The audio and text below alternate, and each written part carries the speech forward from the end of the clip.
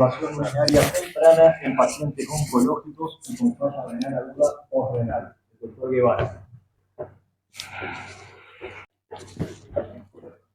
Buen día a todos, soy el doctor Alex Guevara, soy de Ecuador, Hospital Solca Manabí, un hospital social de lucha contra el cáncer, un hospital oncológico.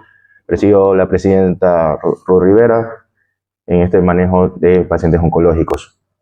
El siguiente tema es para presentarles un estudio retrospectivo con el servicio también de nefrología en los pacientes que se les diagnosticó un tumor retroperitoneal o en pelvis, y a esto se les suscitó que en un corte de 460 pacientes del 2011 al 2022, la mayoría tenía masa pélvica y el resto de otras patologías de retroperitoneo, a los cuales se les propuso que se les iba a tutorizar su vía urinaria para preservación de la misma.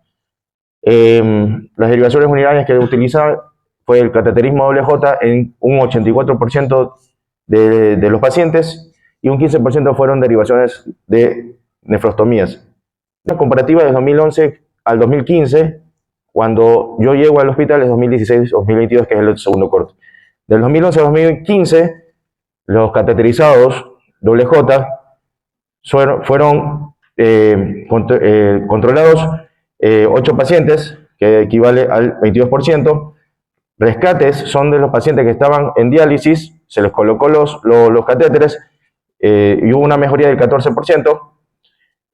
Imposibilidad de poner catéteres, que estos son tardíos, no había este protocolo previo al tratamiento, era un 22%, y un 14 pacientes terminaron en diálisis, no hubo buena función renal, que fue el 40%. En lo que consta del 2011 al 2015, lo que es de derivaciones urinarias altas, que es una nefrostomía, tuvimos el corte de 8 pacientes, los cuales se controlaron 5, evitaron diálisis.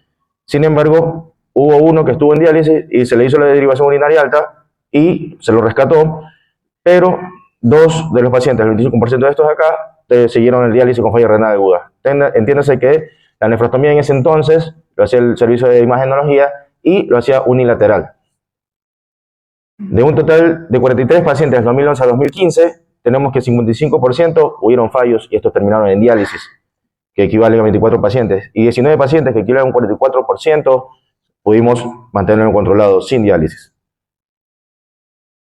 Luego el corte que viene es el 2016 a 2022, el cual yo implementé el protocolo de colocación de doble J cuando el paciente ya se le determina un cáncer, sea pélvico o retroperitoneal.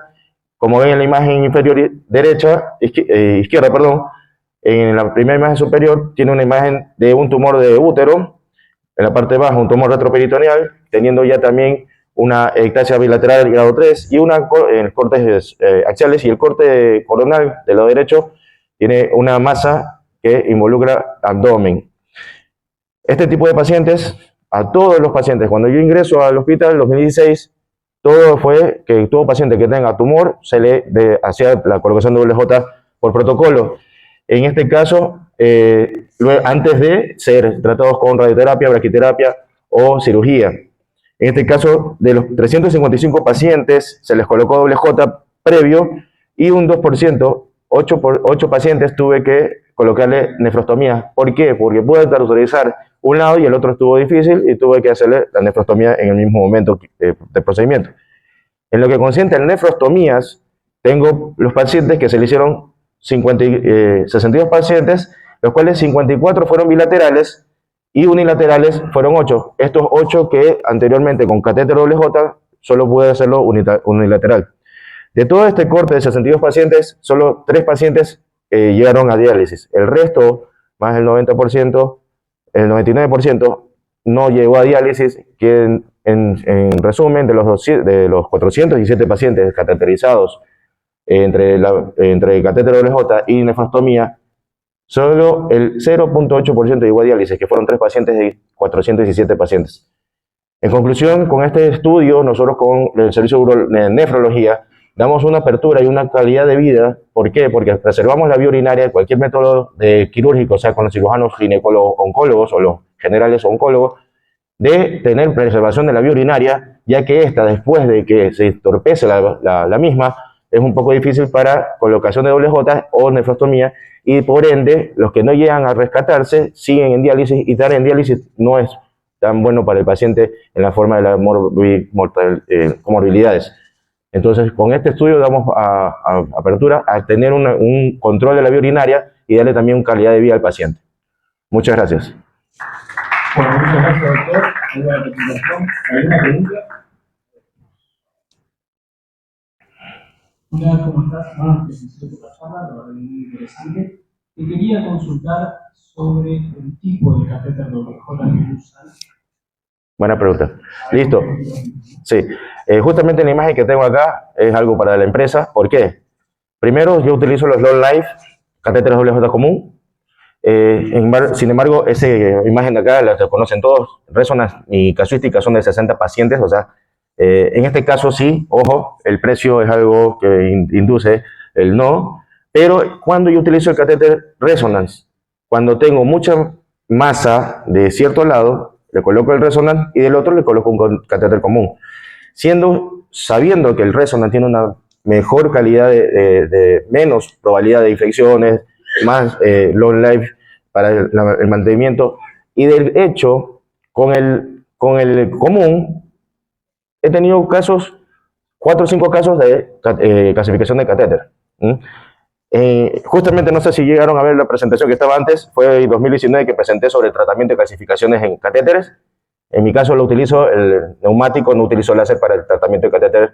¿Por qué? Porque yo le puedo dar percusión y no romper o astillar el catéter, y el láser sí, yo también hago endurología láser.